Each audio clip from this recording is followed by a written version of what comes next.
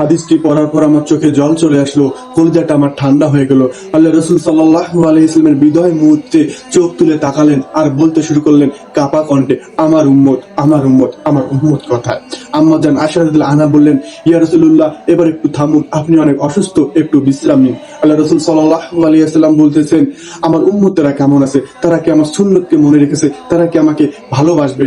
আম্মা জান আয়েশা রাদিয়াল্লাহু বললেন, হ্যাঁ হ্যাঁ ইয়া রাসূলুল্লাহ, আপনার উম্মতেরা আপনাকে ভালোবাসবে।